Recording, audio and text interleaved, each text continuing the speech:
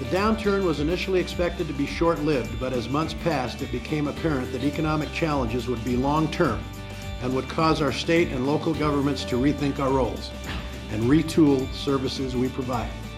A third year of fiscal fallout takes a big bite out of the city budget. Sparks is learning to live with less. A lot less, just as many of you are too.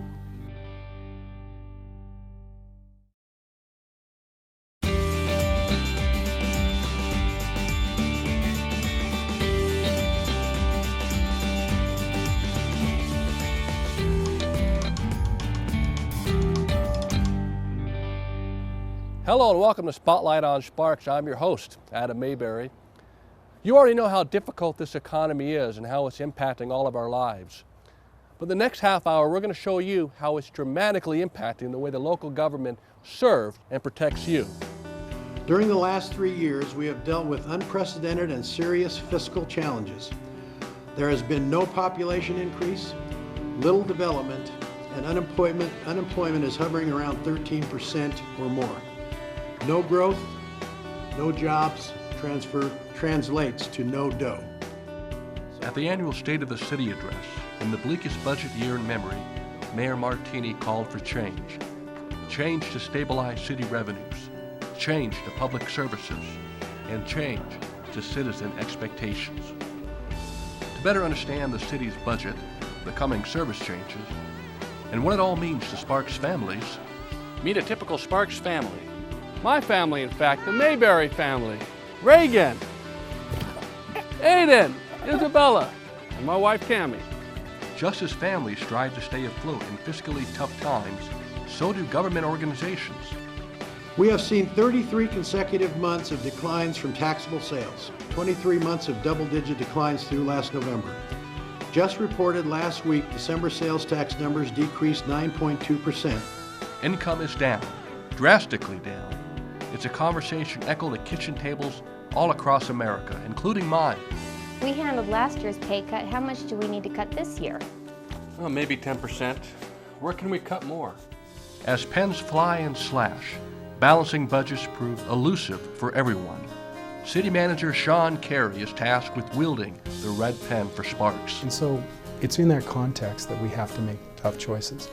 We don't have the revenues we need to operate this city.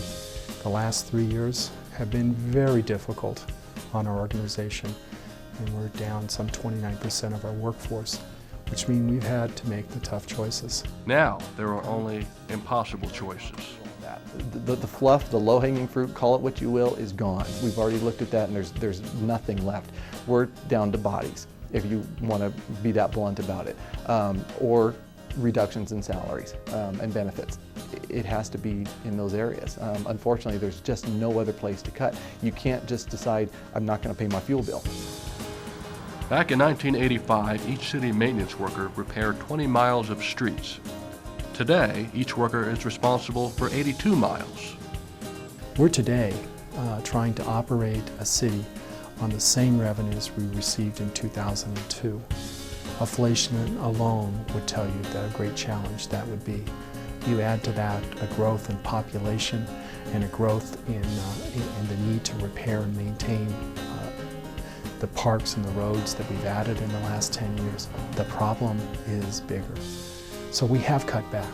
We've cut back across the board, and we do have more cuts to do. As tightly stretched resources burn out, the choices only get harder, both for government and for families. There just isn't anything left to cut. I worry about paying bills and buying groceries. At this point, I'm just glad their dad is still employed.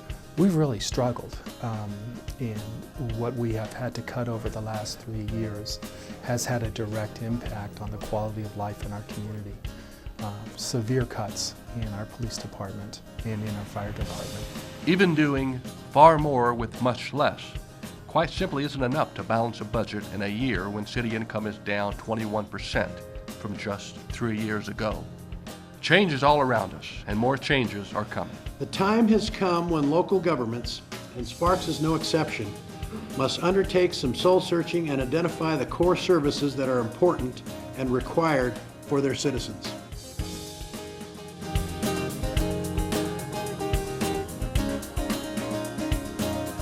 Where should the council cut? These services are what the city does. They touch every citizen, every family. What would the vital services be for a family? Going back to the kitchen table, it's housing, food, heat, electricity, gasoline. These are all vital necessities. So how does your family, or the Sparks family, prioritize painful cuts? While you might not need a police officer every day in Sparks, all of us rely upon the transportation system, and so city services are absolutely essential in areas such as moving across the city. Think of all the city services you depend on. City work is visible in street improvement projects in downtown Victorian Square, home to the city's most popular events. After vital services come core services. These are the services people want, the places and events that have shaped Sparks' identity.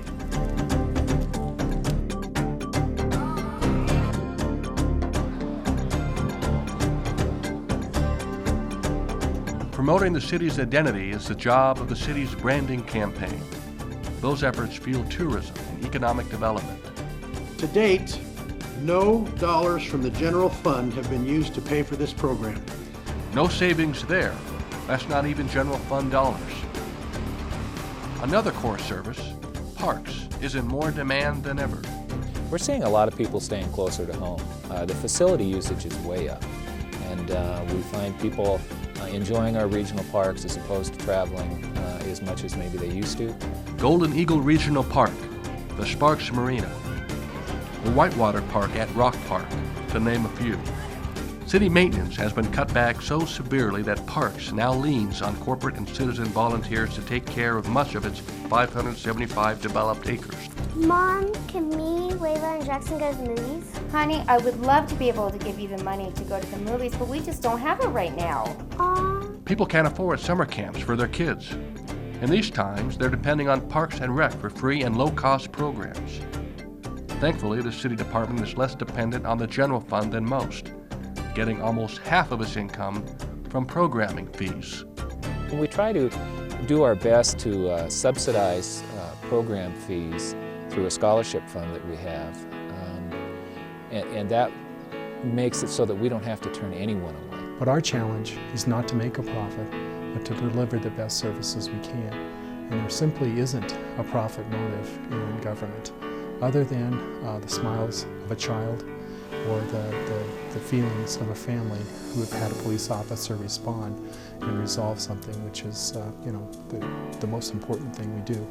When the budget doesn't balance, the average family will look at both increasing income or cutting spending. I know mine did.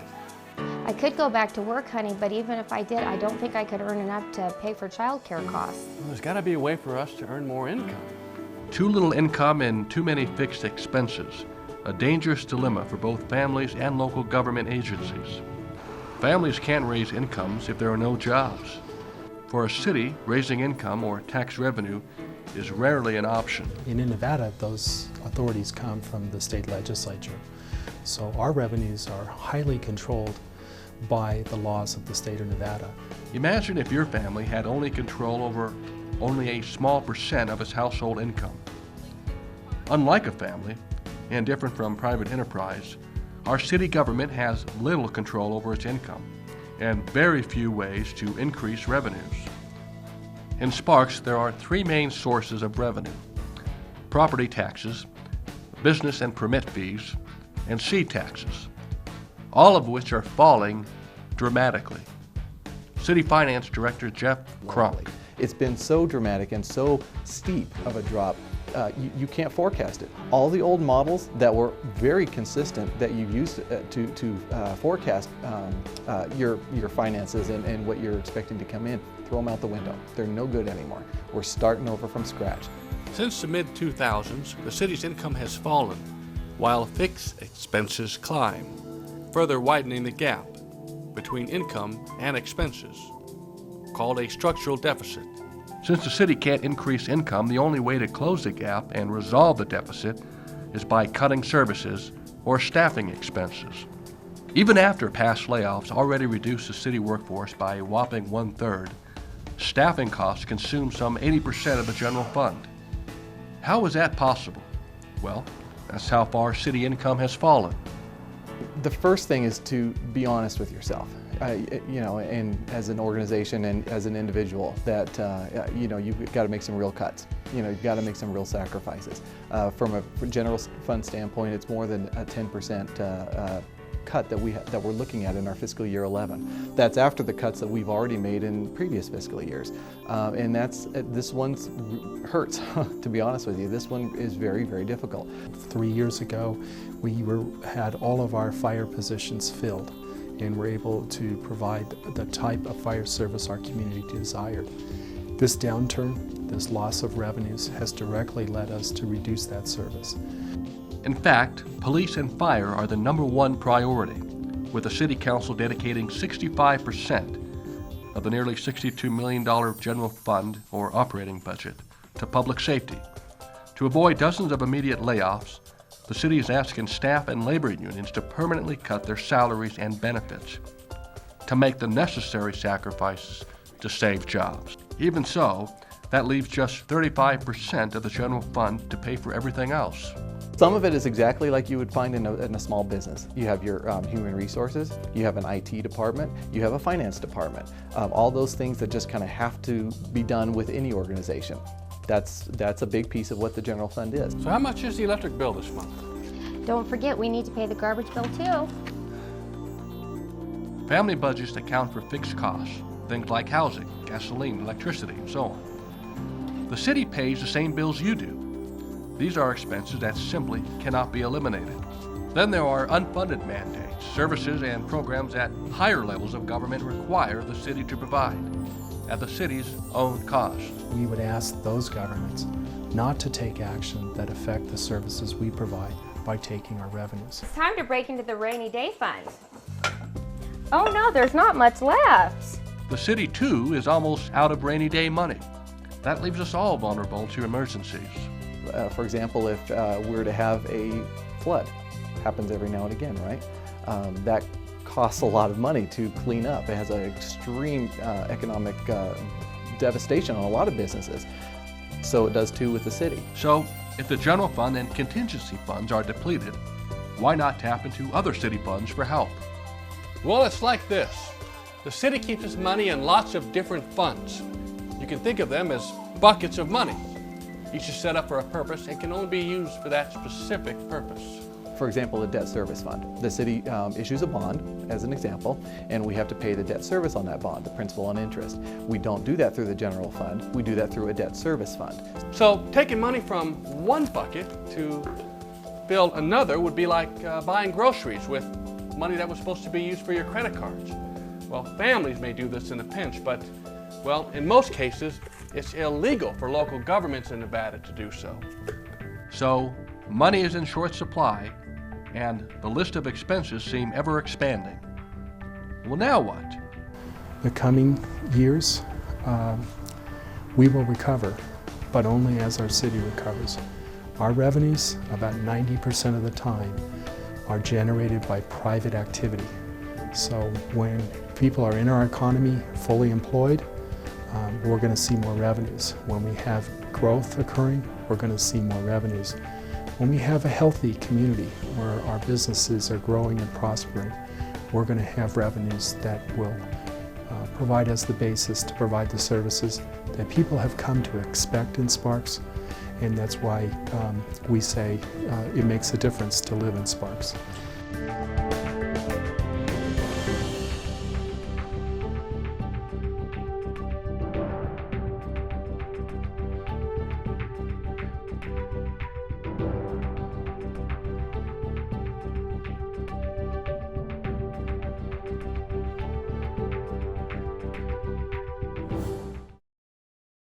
A, B, and then what's the next letter? Y. A, B, C, C. C taxes are a critical component of the city's general fund or operating budget. Income. Income that's only generated when my family or your family spends money. To further understand the city's financial plight, let's take a look at the income stream supporting the general fund. It's a typical three-legged stool structure. So what exactly are C taxes and why do they matter? It used to be a third. It's dropping quickly though. That's probably the most precipitous fall that we've seen, and it's directly tied to jobs.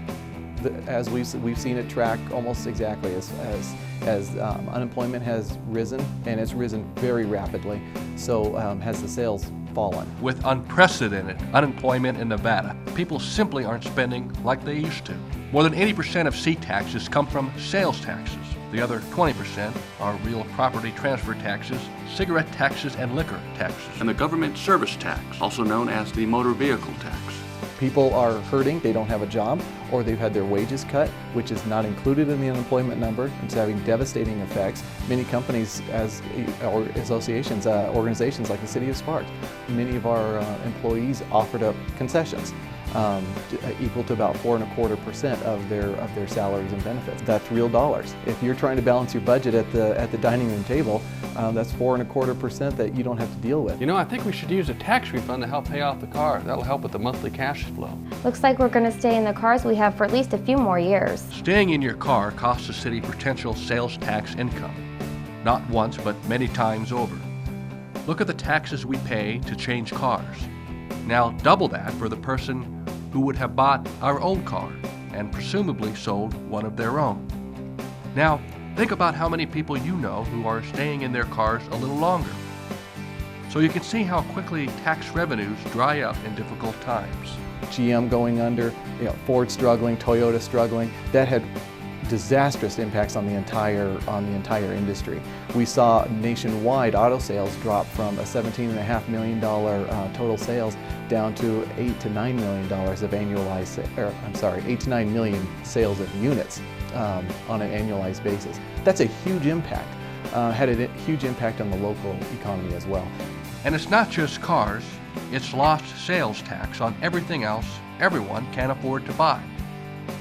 Another leg on the financial stool is licensing and permitting. Mostly new businesses opening and new construction. Oh, but construction is down, way down. And businesses, well... More and more businesses are closing. That's really hurt our that revenue stream. If they close up shop, which we've seen a lot of here locally, that's just a lost revenue for the city. Property taxes are the third and very important leg of the city's income stool. Everyone who owns property pays a little less than $3.62 for every $100 of assessed valuation. The problem for cities is it's not really a straight 3%. There's a state property tax cap law. An abatement is a complex term that basically says that if they're going to compare your bill, not your valuation, but the actual bill that you get, your property tax bill, from year to year, and for the average resident, it can only go up no more than 3%. On the one hand, that protected property owners from skyrocketing tax bills when property values ballooned to a peak. But here's what happened when values dropped all over town. However, when they go down, you're not going to see the corresponding decrease on your property taxes that quickly, because you had this thing called abatement that they just kind of stick aside and say, well, this is valuation that you haven't paid taxes on. We're going to wait for the valuation to come down before you start paying taxes on it. That's why, in some cases, the value of a property falls, but the owner's tax bill still goes up. Eventually, the valuation evens out with the bills, but that can take several years. The peak in city property tax receipts, or income, was 2009. That means the lowest revenue is yet to come. In 2010, we were estimating, if I remember right, a 7.1% decline, followed by next year another 6.8% decline. The following year, kind of depends on how the assessments go, and I expect that'll continue to fall, hopefully in the single digits, but time will tell. What's driving the falling values? No surprise to homeowners, it's foreclosures. Or to put it another way, it's the economy. You backtrack and you look at the history of how things progressed during the 2000s. We had this huge growth run up and a lot of development that happened primarily in the northern areas of Sparks. This is also true for Reno, the north areas of Reno and also in the west areas of Reno. Well, the old saying, what goes up must come down, the higher they are, the farther they are to fall. Same kind of scenario. What we're seeing right now is a dramatic drop from those extreme rises that we saw earlier. What's the future of this income source for the city? Not too bright. Property values would have to double. That could take years. Even if they did double, tax revenues wouldn't. Revenues only would return at the rate of 3% a year, thanks to the property tax cap. Hard times take a toll on the city of Sparks, on all of our families. Mom, I really want that new dress we saw, please. Honey, I would love to be able to get it for you, but it's just not in our budget right now. We're gonna have to wait. Local governments, including Sparks, are operating at a bare bones level. In March 2007, we had a peak of 644 full-time employees. Through attrition, voluntary separation programs, and the very difficult task of layoffs, today we have a workforce of 500, a 22% decrease. Our current general fund budget is 21% lower than 2007. We have streamlined and eliminated numerous city services and positions. We are doing far more with much less. Today in Sparks, we need 46 additional police officers to reach the ICMA, the International City Managers Association, recommended level of officers per 1,000 people. What does that mean to a resident? It means we're coming when you call for help. It will just take us longer to get there. And it makes our officers make some truly awful choices as they need to prioritize the calls they're responding to, and it means they're not giving the care and the standards that people have traditionally seen in Sparks. It's also true in roads and parks and here at City Hall. These cuts have been dramatic. Those left behind are thankful to have their jobs, but wondering what the jobs are becoming. Empty chairs mean more work and fewer resources and skills with which to get the job done. Just 3 years ago, for example, we had 5 code enforcement officers. These are important positions in our planning department. What we do is take care of the general nuisances around the city for homeowners and commercial businesses also. Anytime that you can get the properties to look better and keep them painted, keep the weeds down, get the trash and debris away, stuff like that, junk cars out of the properties, that's great. You know, because that allows people to see the neighborhoods are good and they're thriving. The quality of life for the citizens would be bad if there was no code enforcement. It's just down to me. I'm the one person that answers 3 direct phones that come into my office, plus my cell phone when I'm in the field. Steve Lemus is the city's facilities crew leader. His team is responsible for maintaining 186 traffic signals, lighting in some 60 parks, and more than 30 city office buildings. Those responsibilities include everything from electrical to plumbing to painting to anything that would take to keep that building in good working condition, as well as the heating and air conditioning. His team is down to fewer than 4 people. They can go out one day, be actually working on a construction site or working in the street and doing asphalt work, and then move from there to doing actual construction where they're framing something or pulling electrical wire. The small team rushes to cross-train skills, trying to make them each a jack of all trades. Over in the Parks Department, Tracy Dominguez chases grants, trying to keep as many rec programs alive as she can fund. She too has taken on additional duties, helping out with events. A planning group now down to just 1 person. I think that the citizens need to keep in mind how very difficult it is for those of us that are left. We have more to do, less resources to do it with, and we are doing the best that we can. The service levels are going to drop, the response times are going to be reduced, and I would like the citizens to be aware of that and be patient with us. A call for patience that echoes from city departments right up to the city manager's office. And it's an important message for them to understand that we're cutting back because they're cutting back. And when they return to economic health, we'll return to economic health. So I hope they will judge our services because we are forced to reduce our services. So you will have to wait longer and you will not see the same services you saw in the past.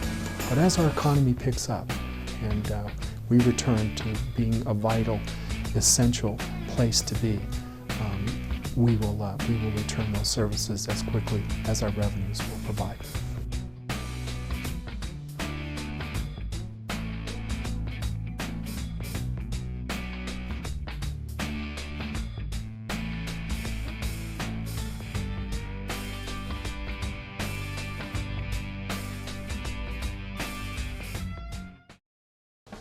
Today, I wanted to share the story of how the city government feels the economy's deepening bite. But now, let me tell you what keeps me optimistic. It is not just the recession and the state of the economy that are affecting local governments. These are symptoms of a much larger dilemma that we face. The decline in property values is to the point where it is extremely unlikely to return to levels achieved during the housing boom. Our state's tax structure needs serious reform, and immediately. We can no longer be dependent on property and sales tax, accounting for nearly 2/3 of our operating revenue. Sparks leadership is calling for change. Change to stabilize income and end unfunded state and federal mandates. Cities simply don't have the money to pay for the services higher levels of government keep mandating down. Sparks is not an island. We are very much woven into the fabric of other governments. We rely upon Washoe County each and every day. They provide our jail, they provide our social services, our district court system, our health department. They're very essential to the quality of life here in Sparks. And so is the state of Nevada, as they provide services to the whole state from which we rely upon. But it's in that fabric that we would ask those governments not to take action that affect the services we provide by taking our revenues. The philosophy behind this strategy is that the more local a level of government, the closer and more accountable it is to the people. For that relationship to flourish, city leadership needs more autonomy from other governments. We can solve our problems. We have done that here in Sparks by making the tough choices of laying off employees, reducing services in a way that has meant that we have balanced our budget. We challenge the other governments to live within their means because the fabric that we have woven together is only as strong as our weakest thread. Sparks is responding politically, but also internally. We have to relearn how we think and how we offer our services at a much, much lower revenue level, and that revenue level is going to be that way for a while. Every department is rethinking its business model. Employees from City Hall to city streets are learning new skills. City leadership is fanning the bellows of the economy, attempting to ignite growth. More so than ever, we face the need to grow, and fortunately we have the land, the infrastructure, and the workforce to make that a reality. A new branding campaign that will tout just that. So if you're in Sparks today and you're owning a business or you're choosing to live here, choose to make an investment in your future. Make Sparks the community it can be. We need more people to volunteer today to help in areas such as code enforcement. Sign up to volunteer at our police department and assist us to take the burden off of those officers. The city seeks out nonprofit and corporate partnerships, looking to leverage every asset. For example, the $128,000 Nevada Energy Rebate recently funded installing solar panels at the Larry D. Johnson Community Center. The savings from the center's electric bill will go back into the general fund. Changes like these are reasons for optimism. I stay optimistic because this is a great community and we have a great quality of life. Nevada and Sparks are not alone in these fiscal challenges. And what separates Sparks from the pack, or what separates us from the other communities where people can choose to raise a family or open a business, is this is a great place to be. We've invested for many, many years to build a set of desirable parameters that make Sparks the best place to be on the West Coast. And I know that people love Sparks, and this is a time for us to all come together and work through these difficult times, because the future is what we make of it. Thank you for watching this very important installment of Spotlight on Sparks. I'm Adam Mayberry. And to learn more, log on to www.cityofsparks.us. Now we leave you with sights and sounds of the 2010 Arts and Blooms Festival at the Sparks Marina.